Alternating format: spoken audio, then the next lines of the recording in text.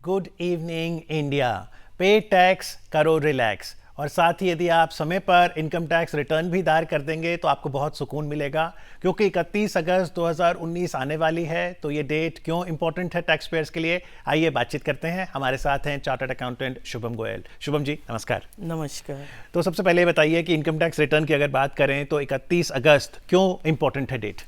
देखिए, ये उन असेसिस के लिए लास्ट डेट होगी, ड्यू डेट होगी रिटर्न फाइलिंग करने के लिए, जिनको किसी भी लॉ के अंदर, भले वो इनकम टैक्स हो या कंपनी एक्ट हो, ऑडिट कराना मैंडेटरी नहीं है।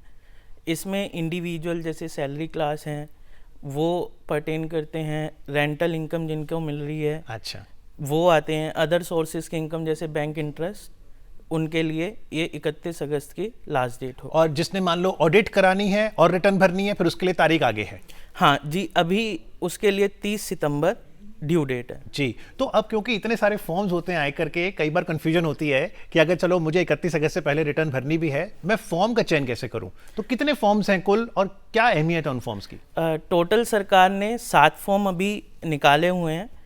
अब ये ITR 1, ITR 2, 3, 4 ऐसे करके 7 तक। अच्छा, जो बाइफरकेशन नंबर हैं वही हैं 1 से लेकर 7 तक? यस। अच्छा, हाँ, तो अब जैसे हम ITR 1 की बात करें तो इसके अंदर आता है income from salary, income from one house property और अदर सोर्सेज की इनकम। अच्छा, अगर किसी की रेंटल इनकम एक घर से ज़्यादा आ रही है तो वो ITR 1 नहीं भर सकता, उसे ITR 2 भरनी होगी। ITR 2 में ITR 1 तो सारा इंक्लूड हो ही गया और साथ में कैपिटल गेन और आ जाता है। अच्छा, और प्लस वो जो हाउस प्रॉपर्टी अगर एक से ज़्यादा इनकम है तो। ठीक है। ITR 3 होता है बिजनेस एंड प्रोफेशन जिसका है, अच्छा, और जो प्रिजम्पटिव बेसिस पे अपनी टैक्सेबिलिटी नहीं कर रहा। अच्छा, प्रिजम्पटिव एक अलग से सेक्शन होते हैं जिसके अंदर सरकार एज्यूम कर लेती है आपकी टोटल टर्नओवर का 8 या 50%, वो डिपेंड करता है बिजनेस है या प्रोफेशन, वो आपका प्रॉफिट है जी। अगर आप प्रिजम्पटिव में अपनी ITR भर रहे हैं तो वो ITR 4 होगा। अच्छा, ठीक है। और ITR 5 होता है जैसे AOP, बॉडी ऑफ इंडिविजुअल और पार्टनरशिप फर्म है, अच्छा। तो उन्हें ITR 5 भरना है।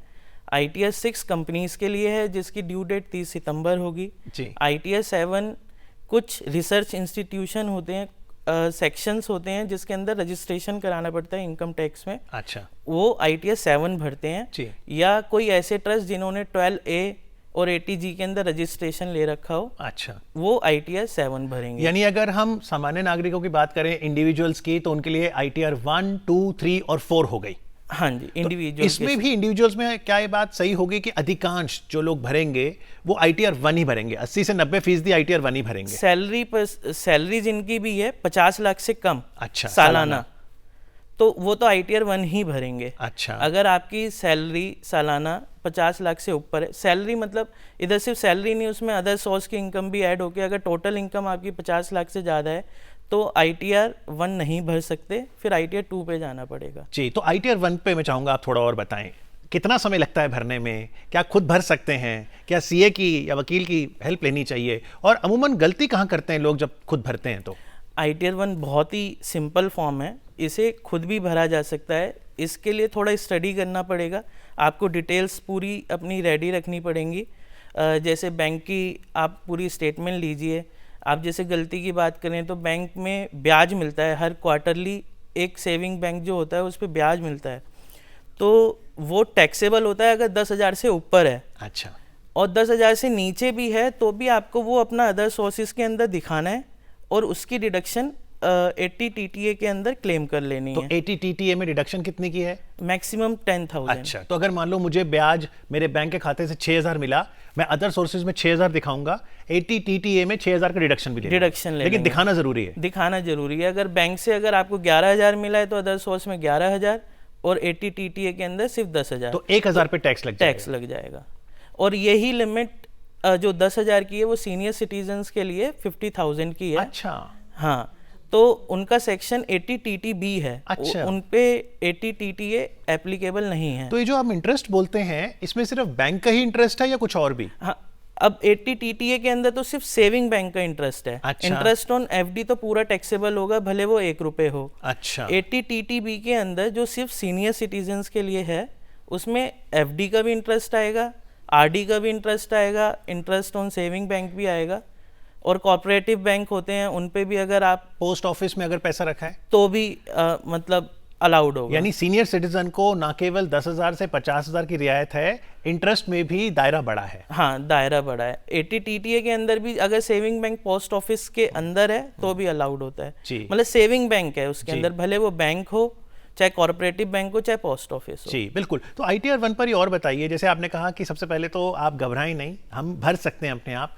क्या मुझे प्रिंट आउट लेके भरना होगा, हार्ड कॉपी जमा करानी है आयकर में, या मैं ऑनलाइन कहीं जाके भरूं? नहीं, अब सिर्फ ITR 1 सुपर सीनियर सिटीजन जिनकी उम्र 80 साल से ऊपर होती है वही मैनुअल भर सकते हैं। अदरवाइज अब ITR कोई सा भी फॉर्म हो वो आप ऑनलाइन ही जमा करेंगे। अच्छा। अब इसके दो मेथड होते हैं। एक तो इनकम टैक्स वेबसाइट पे दो तरह की यूटिलिटी हैं, एक जावा बेस्ड, एक एक्सेल बेस्ड। तो आप यूटिलिटी डाउनलोड करके उसे पूरा फिल करके, अगर आप चाहते हैं किसी फाइनेंशियल एडवाइज़र की एडवाइस लें, उसे दिखा भी सकते हैं मैंने ये भरा है क्या ठीक है नहीं है। अगर वो ठीक कहते हैं या आपको कॉन्फिडेंस है आपने ठीक भरा है तो वो अपलोड कर सकते हैं। और दूसरा तरीका है डाउनलोड ना करके आप सीधा डायरेक्टली इनकम टैक्स वेबसाइट पे जाके ऑनलाइन वो डिटेल्स पूरी फिल करके अपना ITR अपलोड कर सकते हैं। जी बिल्कुल। तो ITR 1 में क्या मुझे मेरा पैन नंबर या आधार नंबर भी लिखना होगा? हाँ, आधार नंबर पहले, अभी कुछ दिनों पहले तक आधार को पैन से लिंक करना मैंडेटरी था जब आप रिटर्न फाइल कर रहे थे, लेकिन अभी कुछ दिन पहले सरकार ने रियायत दी है। उन्होंने कहा कि आप सिर्फ रिटर्न में अपना आधार नंबर मेंशन कर दो, आपकी रिटर्न फाइल हो जाएगी। तो आपको सबसे पहले तो पैन नंबर तो ऑटो फिल हो जाता है, जैसे ही आप लॉगिन करेंगे, लॉगिन तो आपका पैन नंबर ही होता है। ठीक है। उसके बाद सारी अपनी इनकम की डिटेल देंगे। ITR 1 की अगर हम बात करें तो इनकम फ्रॉम सैलरी अगर कोई है, या पेंशन, कोई मतलब सीनियर सिटीजन या सुपर सीनियर सिटीजन है उन्हें पेंशन मिलती है तो ठीक है वो दिखाएंगे। दूसरा इनकम फ्रॉम हाउस प्रॉपर्टी, अगर कोई रेंटल इनकम है वो दिखाएंगे। ठीक है। तीसरा इनकम फ्रॉम अदर सोर्सेज, और फिर कोई आपकी डिडक्शन है, जैसे स्कूल फीस है बच्चों की, या LIC कोई करा रखी है, या आपने कोई प्रॉपर्टी खरीदी है लोन पे, उसका आप प्रिंसिपल पे कर रहे हैं तो वो 80C के अंदर आ जाता है। ठीक है। वो सारी डिडक्शन लेके, ठीक है, जितना भी टैक्स आपका बन रहा है वो चालान नंबर 280 होता है इनकम टैक्स जमा करने के लिए। ठीक है।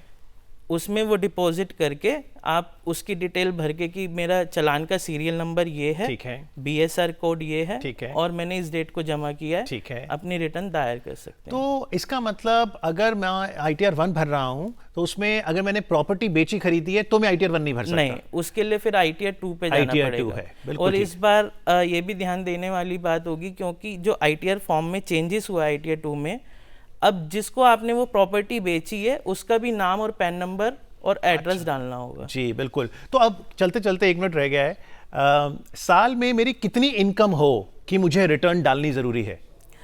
अब इसके अंदर देखना होगा, आप इंडिविजुअल हैं तो 2.5 लाख, अगर सीनियर सिटीजन है तो 3 लाख, और सुपर सीनियर सिटीजन है तो 5 लाख। सीनियर मतलब 60 साल से ऊपर, और सुपर सीनियर 80 से ऊपर। 60 साल या उससे ऊपर, मतलब 60 साल अगर आपके हैं तो सीनियर सिटीजन ही माने जाएंगे, और 80 ईयर्स भी हैं तो सुपर सीनियर सिटीजन माने जाएंगे। तो और अगर आप 31 मार्च 2019 को भी 60 साल के हुए हैं, तो भी आप सीनियर सिटीजन ही कंसिडर किए जाएंगे। चलिए, तो बहुत अच्छी टैक्स प्लानिंग रही। यदि आपका बर्थडे 31 मार्च 2019 का था, आप 60 के हो गए, तो आपको 2.5 की जगह 3 लाख तक कोई टैक्स नहीं है। और उसके बाद फिर 10% क्या रेट है उसके बाद? स्लैब रेट, जो स्लैब रेट है, सबसे पहले 2.5 लाख तक 5%, फिर उसके बाद 10 लाख तक 20%, और फिर 10 लाख से ऊपर 30%। यानी 10% का स्लैब नहीं है, 5, 20 और 30। चलिए, उम्मीद है कि हम टैक्स के प्रति और जागृत होंगे, और यह प्रत्येक भारतीय नागरिक का कर्तव्य है कि वह समय से टैक्स चुकाए,